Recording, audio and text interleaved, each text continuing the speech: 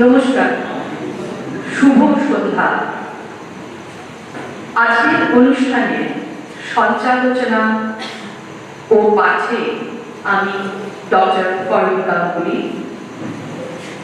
নাটক শুরুর আগে মতিঝিলে বিগত বেশ কিছু বছরে যে নাট্যচর্চার ইতিহাস, সেই নিয়ে আমাকে কিছু বলার সুযোগ ও গুরু দায়িত্ব দেওয়ায় আমি একদিকে যেমন গর্বিত, আনন্দিত, আবার অন্যদিকে সামান্য ভীত। এই ভাবনায় ভীত, কি জানি কতটা সাফল্যের সঙ্গে আপনাদের সামনে তুলে ধরতে পারবো স্বাধীনোত্তর যুগ, মানে 1948-49 সাল থেকে যে ঐতিহ্যমণ্ডিত নাট্যচর্চার ধারা মতিঝিলে প্রবাহমান, তার স্মৃতিচারণ এবং প্রতিফলনের কথা। মতিঝিলের থিয়েটার বা নাট্যচর্চা সম্পর্কিত বিস্তারিত তথ্য দেওয়ার মতন খুব কম মানুষই আজ আমাদের মধ্যে আছেন। যে অতি স্বল্প সংখ্যক মানুষ আজও আমাদের মাথার উপর ছাতা হয়ে আছেন, তাদের অধিকাংশই খুবই অসুস্থ। তবু বিভিন্ন উৎস থেকে মতিঝিলের নাট্যচর্চার যে প্রবাহমান ধারা, তার সম্পর্কিত যেটুকু তথ্য এই স্বল্প পরিসর ও স্বল্প সময়ে সংগৃহীত হয়েছে, সেটুকু আপনাদের সামনে তুলে ধরার আমাদের এক আন্তরিক প্রচেষ্টা। দোষ ত্রুটির জন্য প্রথমে আন্তরিকভাবে ক্ষমা চেয়ে নিচ্ছি। যাদের নির্মিত নাট্যচর্চার পথে আজও আমরা চলার চেষ্টা করছি, তাদের নাট্য শিক্ষায়, নাট্য জ্ঞানের আলোয় নিজেদেরকে আলোকিত করার চেষ্টা করছি, সেই শ্রদ্ধেয় জ্ঞানী গুণী মহান ব্যক্তিত্বরা কেউ আমাদের দাদু ভাই, কেউ জেঠু, কেউ মামা, কাকা, দাদা, মাসি, কাকি, জেঠি, পিসি, দিদি, দাদা।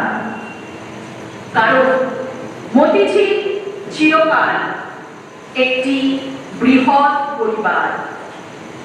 তাদের নাম উচ্চারণে থাকবে আমাদের পরম শ্রদ্ধা, এবং সাথে সাথে তাদের কাছে আমি ক্ষমা চেয়ে নিচ্ছি, হয়তো তাদের যে সাম্মানিক সম্পর্কে সম্ভাষণ করে থাকি বা করতাম, তা না করে তাদের অফিসিয়াল নেম উচ্চারণ করব। চলে যায় সেই ঐতিহ্যবাহী ঐতিহাসিক নাট্যচর্চার পথ বিবরণে। 1948-49 সালে মতিঝিলে নাট্যচর্চার সূচনা। প্রয়াত জ্ঞানরঞ্জন দাশগুপ্ত, প্রয়াত সুজিত লাহিড়ী এবং প্রফেসর বিশ্বতোষ সেনগুপ্ত মহাশয়ের থেকে প্রাপ্ত তথ্য অনুসারে মতিঝিলের উচ্চ শিক্ষিত, জ্ঞানী, গুণী, প্রতিভাবান মহান ব্যক্তিত্বদের উদ্যোগে স্বাধীনোত্তর সময় শুরু হয় নাট্যচর্চা। তাদের মধ্যে উল্লেখ্য মহান ব্যক্তিত্বরা হলেন শ্রদ্ধেয় প্রয়াত মনীন্দ্রনাথ সেনগুপ্ত, সুধীর বোস, সন্তোষ সেন, ডক্টর বঙ্কিম চ্যাটার্জি, মন্টু ব্যানার্জি, মন্টু চ্যাটার্জি, জ্যোতিপ্রকাশ হালদার, বেনু সেন, মসেকু। ছদ্মনামে অভিনয় করতেন মনোতোষ সেনগুপ্ত, কারণ এমএসসি পরীক্ষা বাড়ি থেকে যদি জানতে পারে নাটক করতে যাচ্ছে, বেদম মার, তাই নাম দিয়েছিল নিজের মসেকু।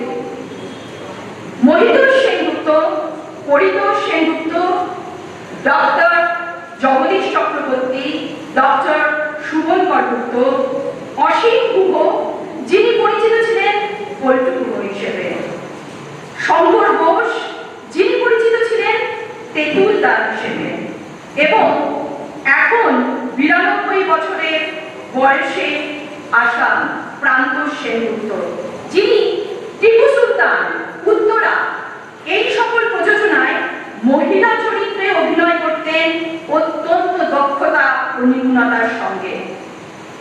শিক্ষা সংস্কৃতির চূড়ায় বসে থাকা এই গুণী মানুষগুলোর প্রতিভা ছিল অসাধারণ, সর্বব্যাপী। নিজেরাই গাইতে শাবল, কোদাল, বাঁশ, দড়ি, বাড়ি থেকে আনা কাপড়, শাড়ি দিয়ে মঞ্চ তৈরি করতেন। আলো বলতে সম্বল ছিল হ্যারিকেন, বড়জোর হাজার, আর 40 ওয়াট 60 ওয়াটের কয়েকটা বাল্ব। কে কিন্তু স্কুল মাঠে অগণিত দর্শকের সামনে হই হই রই রই করে চলত নাট্য পরিবেশনা। তার পরবর্তীকালে স্কুল মাঠ থেকে মঞ্চ পরিবর্তিত হয় কেটি হিন্দুর স্কুল হল ঘর। ডক্টর জগদীশ চক্রবর্তী মহাশয়ের নির্দেশনায় মঞ্চস্থ হয় দ্বিজেন্দ্রলাল রায়ের নাটক চন্দ্রগুপ্ত। শোনা যায় চাণক্য চরিত্রে অনবদ্য অভিনয় করেন শ্রদ্ধেয় প্রয়াত শিবদাস চক্রবর্তী মহাশয় এবং চন্দ্রগুপ্ত চরিত্রে অভিনয় করেন প্রভাত প্রতিম ব্যক্তিত্ব প্রয়াত পল্টুগুহ মহাশয়।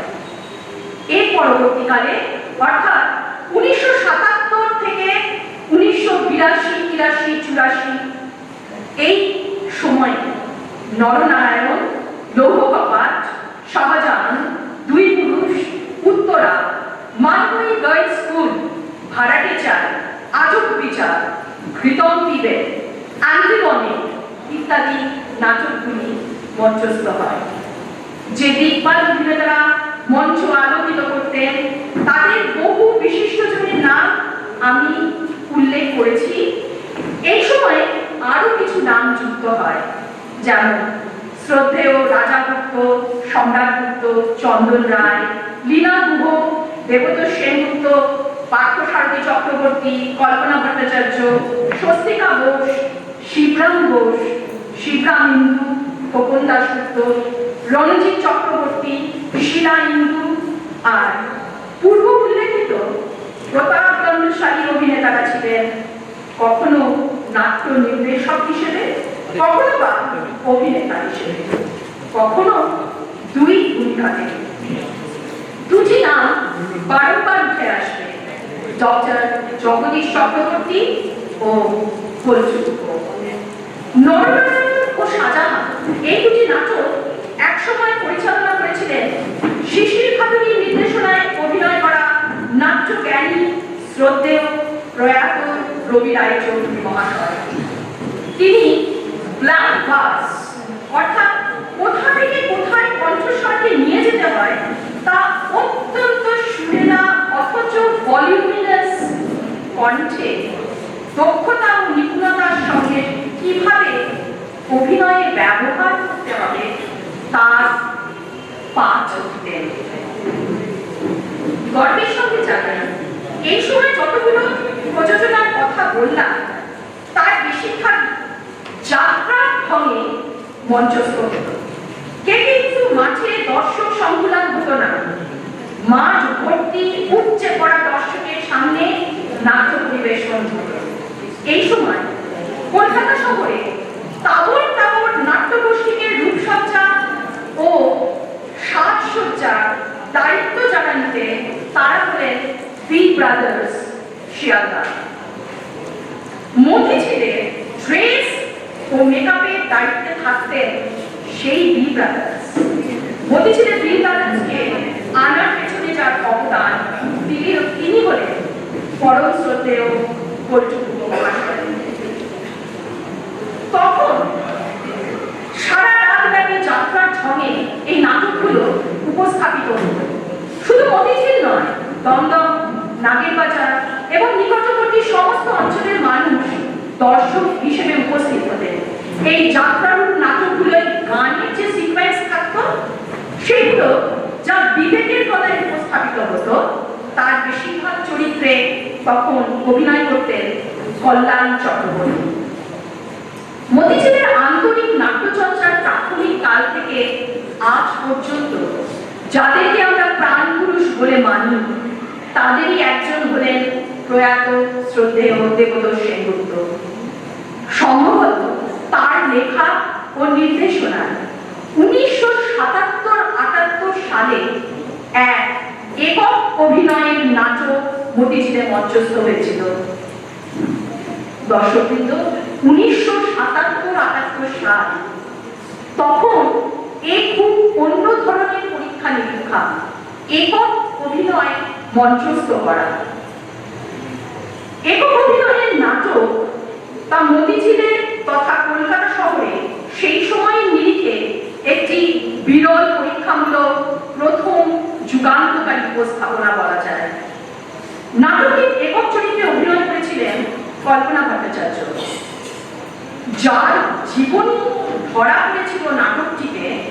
তার জীবনযুদ্ধের ইতিহাস বর্ণিত হয় ওই একক নাটকে, তাই নাটকটির নাম ছিল ইতিহাস।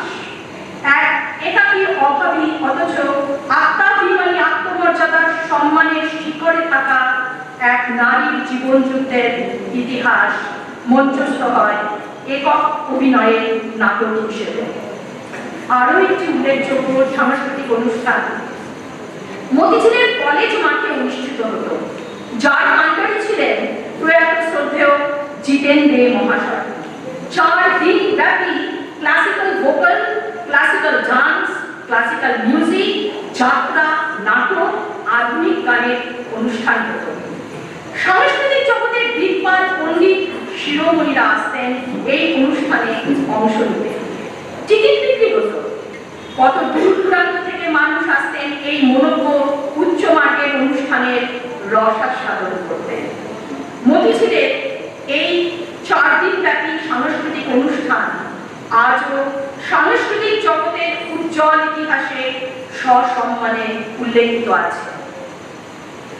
আমি প্রতিবার আন্তরিকভাবে ক্ষমা চেয়ে নিচ্ছি অনেক নাট্যদর্শী, প্রবাদপ্রতিম, প্রতিভাবান নাট্যজ্ঞানী এবং মতিঝিলের নাট্যচর্চার সঙ্গে একাত্মভাবে আন্তরিকভাবে যুক্ত শ্রদ্ধেয় মানুষদের নাম হয়তো আমরা অজান্তে অজ্ঞানে উল্লেখ করতে পারলাম না। তাদের সকলকে মতিঝিলের সকল অধিবাসী বৃন্দের তরফে কোটি কোটি প্রণাম, শ্রদ্ধা ও ভালোবাসা। তাদের আশীর্বাদ শিক্ষা আমাদের আগামী দিনে চলার পথের পাথেয়। এবার আমি বিশিষ্ট নাট্যকার ও অভিনেতা ডক্টর কুন্তল মুখোপাধ্যায়ের পাঠানো তথ্য সমৃদ্ধ কিছু লেখা পাঠ করছি। বিশেষ কারণবশত কুন্তল কাকু আজ এখানে উপস্থিত হতে পারেননি, না হলে ওনার নিজের মুখেই তার বক্তব্য আমরা শুনতে পারতাম। 1983 সালে আমি মতিঝিলে বাস করতে শুরু করি। মতিঝিলে বাস করার আগে এখানে এসেছি বিভাস চক্রবর্তী ও অশোক মুখোপাধ্যায় এবং রঞ্জিত চক্রবর্তীর সঙ্গে কথা বলতে, এবং তখন থেকেই শুনেছি মতিঝিলের নাট্য ঐতিহ্যের কথা। আমি মতিঝিলে আসার পর প্রথম যে 2টি নাটকে অংশগ্রহণ করি সেগুলো হলো 2 পুরুষ তারাশঙ্কর বন্দ্যোপাধ্যায়ের লেখা ও উত্তরা। 2টি নাটকেরই পরিচালক ছিলেন ডক্টর জগদীশ চক্রবর্তী। অভিনয়ে ছিলেন পল্টু গুহ, শিবনাথ ইন্দু, শিবনাথ বসু, পরিতোষ সেনগুপ্ত, স্বপন গাঙ্গুলি, সম্রাট গুপ্ত, রাজা গুপ্ত, রবীন ব্যানার্জি, পার্থসারথী চক্রবর্তী। ছোটদের মধ্যে ছিলেন রন, অম্বর, অরুচি, টুকুন, সৌম্যশঙ্কর, গৌতম। মেয়েদের মধ্যে যাদের মনে আছে তারা হলেন পাপিয়া, সমিতা, শিলাইন্দু, গৌরী। মতিঝিলের নাটকের ঘরানা অনেকটাই বনেদি বাড়ির দুর্গাপুজোর মতো। একটু রাত করে রিহার্সাল শুরু হতো, ছুটির দিনে অবশ্যই তাড়াতাড়ি শুরু হতো। স্বপন গাঙ্গুলিদের বৈঠকখানা ঘরে ও স্কুলের বারান্দায় এবং স্কুলের হল ঘরে রিহার্সাল হতো। জগদীশ কাকা ও পল্টু কাকাই নির্দেশনা দিতেন। 2 শিবুদা এবং পরিতোষ কাকার উৎসাহ ছিল দেখার মতো। আমি মুক্ত কণ্ঠে স্বীকার করি জগদীশ কাকা ও পল্টু কাকার কাছে অনেক কিছু শিখেছি, বিশেষ করে ব্ল্যাক ভার্স আবৃত্তি করা। উল্লেখ করতে ভুলে যাচ্ছিলাম মহিতোষ সেনগুপ্ত জেঠু না, লীনাদি কল্পনাদির না, পঞ্চুকান্তার স্ত্রী গৌতমের মা শ্বেতা কাকিমার না। কাকিমা প্রায় সমস্ত নাটকের মেয়েদের পোশাকের দায়িত্ব সামলাতেন। মূলত শিবনাথ বসুর উৎসাহে পাড়ায় যা আনবের আন্তিকোণে নাটকটি দায়িত্ব আমি নিই। অভিনয় করেছিলেন পরিতোষ সেনগুপ্ত, শিবনাথ বসু, রবীন ব্যানার্জি, খোকনদা, পার্থসারথী, পাপিয়া, সমিতা। এই নাটকটির অভিনয় হয়েছিল গিরিশ মঞ্চে। বাইরের অনেক দর্শকদের মধ্যে এই অভিনয় হয়েছিল খুবই উচ্চ মানের।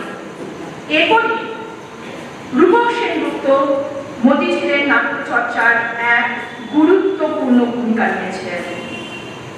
আজ একবিংশ শতাব্দীর তৃতীয় দশকে এসে চারপাশের বাজারে প্রতিযোগিতার নিরিখে সেই সময় মতিঝিলের থিয়েটার চর্চার মধ্যে একটা ক্লাসিক্যাল মেজাজ ছিল, তা অস্বীকার করা যায় না।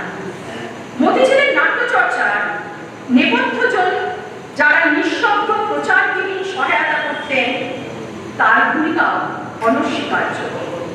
কেউ টর্চ করতেন, যেমন চিরুদা, জগদীশ কাকার শ্যালক। কেউ চা আনতেন, কেউ খাবারের দায়িত্ব নিতেন। সম্পূর্ণভাবে গোষ্ঠী মানসিকতা। আজ মনে হয় এই সার্বিক সহযোগিতা ও ভালোবাসায় মতিঝিলের নাট্য চর্চার প্রাণ শক্তি। থিয়েটার মতিঝিল যেন এ কথা সকল সময় স্মরণে রাখে। জয় হোক থিয়েটার মতিঝিলে। আমাদের এখানে মতিঝিল প্রযোজিত নাটক 2013 সালে মৌচাক। নির্দেশক ছিলেন প্রয়াত শ্রদ্ধেয় রূপক সেনগুপ্ত। এর আগে 2011 সালে মঞ্চস্থ হয় অঘটন। রূপক সেনগুপ্ত কাকু ঠিক কোন বছর থেকে পরিচালনার দায়িত্ব নেন তা ঠিক জানা যায় না। কেউ বলে ওনার প্রথম পরিচালনা মনোজ মিত্রের কেনারাম বেচারাম।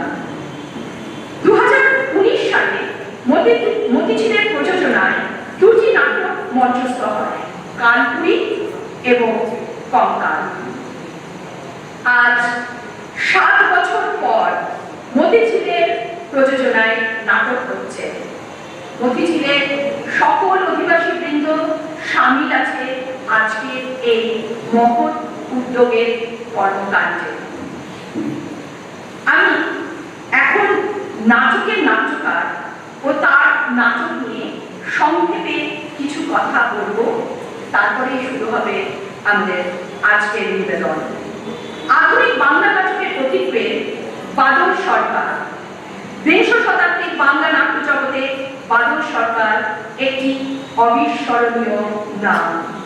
তিনি কেবল একজন নাট্যকার বা পরিচালক ছিলেন না, বরং তিনি ছিলেন একাধারে সমাজ সংস্কারক এবং নাট্যরীতির আমূল পরিবর্তনকারী। 1925 সালের 15ই জুলাই কলকাতায় জন্মগ্রহণ করা এই প্রতিভাধর ব্যক্তিত্ব পেশায় একজন নগর পরিকল্পনাবিদ হলেও তার ধ্যান জ্ঞান ছিল থিয়েটার। প্রধানত নাট্যচর্চার গণ্ডি পেরিয়ে তিনি বাংলা নাটককে এক নতুন দিশা দেখিয়েছিলেন, যা পরবর্তীকালে তৃতীয় ধারা বা থার্ড থিয়েটার নামে বিশ্বজুড়ে পরিচিতি লাভ করে। বাদল সরকারের নাট্যজীবনের প্রথম পর্যায়টি ছিল মূলত হাস্যরসাত্মক এবং বিদ্রুপাত্মক নাটকে। বড় পিসিমা, সমাধান, বল্লভপুরের রূপবাখার মতো নাটকে তার সূক্ষ্ম রসবোধের পরিচয় পাওয়া যায়। তবে তার সৃজনশীলতার শ্রেষ্ঠ প্রকাশ ঘটে এবং ইন্দ্রজিৎ নাটকের মাধ্যমে। এই নাটকটি বাংলা সাহিত্যের ইতিহাসে এক যুগান্তকারী সৃষ্টি, যেখানে মধ্যবিত্ত সমাজের অস্তিত্বের সংকট, একঘেয়েমি এবং উদ্দেশ্যহীনতাকে অত্যন্ত নিপুণভাবে ফুটিয়ে তোলা হয়েছে। এরপর বাকি ইতিহাস, পাগলা ঘোড়া এবং শেষ নেই নাটকের মধ্যে দিয়ে তিনি মানুষের অপদমিত মনস্তত্ত্ব এবং সামাজিক দায়বদ্ধতার প্রশ্নগুলোকে বারবার সামনে এনেছেন। 70-এর দশকে বাদল সরকার অনুভব করেন যে থিয়েটারকে কেবল মুষ্টিমেয় উচ্চবিত্ত বা মধ্যবিত্তের বিনোদনের মাধ্যম করে রাখলে চলবে না। তিনি থিয়েটারকে সাধারণ মানুষের কাছে নিয়ে যাওয়ার সংকল্প করেন। এই ভাবনা থেকেই জন্ম নেয় থার্ড থিয়েটার। তিনি মঞ্চের জাঁকজমক, চড়া আলো এবং কৃত্রিম সাজসজ্জা বর্জন করে খোলা ময়দানে বা সাধারণ ঘরে অভিনয়ের বিধি প্রবর্তন করেন। তার মতে অভিনেতা এবং দর্শকদের মধ্যে কোনো দূরত্ব থাকবে না। মিছিল, বোমা, বাসি খবর, স্পার্টাকাস এই নাটকগুলোর মাধ্যমে তিনি রাজনৈতিক সচেতনতা এবং শোষিত মানুষের হাহাকারকে সরাসরি রাজপথে পৌঁছে দিয়েছিলেন। বাদল সরকারের অবদান কেবল নাট্য রচনায় সীমাবদ্ধ নয়, তিনি তার শতাব্দীর নাট্যগোষ্ঠীর মাধ্যমে একদল নিবেদিত প্রাণ নাট্যকর্মী তৈরি করেছিলেন। তিনি বিশ্বাস করতেন থিয়েটার হলো পরিবর্তনের হাতিয়ার। তার কাজের স্বীকৃতি স্বরূপ তিনি পদ্মশ্রী, সঙ্গীত নাটক একাডেমি পুরস্কার এবং জওহরলাল নেহেরু ফেলোশিপ লাভ করেন। 1911 সালে 13ই মে এই মহান নাট্যকারের জীবনাবসান ঘটলে তার প্রবর্তিত নাট্য রীতি আজও তরুণ নাট্যকর্মীদের অনুপ্রাণিত করে। বাংলা নাটকের ইতিহাসে বাদল সরকার চিরকাল এক নির্ভীক ও পরীক্ষামূলক কণ্ঠস্বর হিসেবে স্মরণীয় হয়ে থাকবে। বাদল সরকারের রচিত সলিউশন এক্স একটি জনপ্রিয় হাসির নাটক বা কমেডি, যা মূলত অস্কার ওয়াইল্ডের the Importance of Being Earnest এবং বিদেশি চলচ্চিত্র মাঙ্কি বিজনেস থেকে অনুপ্রাণিত। এটি একটি সায়েন্স ফিকশন বা বিজ্ঞান ভিত্তিক হাসির নাটক, যেখানে একটি কাল্পনিক এক্স নামক পশু বা বৈজ্ঞানিক সূত্রের আবর্তে চরিত্রদের ভুল বোঝাবুঝি বা হাস্যকর পরিস্থিতি তৈরি করে। আজকে থিয়েটার গতিশীল নিবেদন করছে শত বর্ষ অতিক্রান্ত প্রখ্যাত নাট্যকার বাদল সরকারের লেখা একটি মজার নাটক সলিউশন এক্স। এই নাটকে বিভিন্ন চরিত্রে অভিনয়ে যারা আছেন শম্ভুনাথ, অরিজিৎ সেন, সোমেন, পার্থপ্রতিম সেনগুপ্ত, টুটুল, অর্জুন সেনগুপ্ত, হরি, অভিজিৎ বিশ্বাস, রমেশ, দেবাশিস গুহ, গণেশ, সৌম্যশঙ্কর রায়, খাস্তগীর, সঞ্জয় গুহ, অনিমা, শ্রাবন্তী মৈত্র, বেলা, নন্দিনী সেন, গীতা, মধুমিতা ভাদুরী, যশ। প্রযোজনা থিয়েটার গতিশীল। পরিচালনা শ্রী সুখেন্দু চক্রবর্তী। মঞ্চের বাইরে থেকে যারা সাহায্য করছেন তারা হলেন রূপসজ্জা প্রণব সাহা, মঞ্চ নির্মাণ লক্ষণ প্রধান, শব্দ নিয়ন্ত্রণ বিশ্ব দাস, মল্টি সাউন্ড, আলো নিয়ন্ত্রণ সৌম্যশঙ্কর রায়, আবহ নির্মাণ ও প্রক্ষেপণ সুচিস্মিতা রায়, সংলাপ ইঙ্গিতকারী পার্থসারথী চক্রবর্তী, ভিডিও নিদাস স্টুডিও। আমি আর আপনাদের অপেক্ষা করাতে চাইছি না, এবার নাটক শুরু হবে। তার আগে দর্শকদের কাছে বিনীত নিবেদন, তাদের সঙ্গে আনা মোবাইল তারা যেন নিষ্ক্রিয় এবং নীরব রাখেন, কারণ নাটক চলাকালীন যদি সেটা বেজে ওঠে তাহলে অভিনেতা ও দর্শক উভয়েরই মনোসংযোগ ব্যাঘাত ঘটায়। শুরু হচ্ছে আমাদের থিয়েটার গতিশীলের আজকের নিবেদন সলিউশন এক্স। নমস্কার।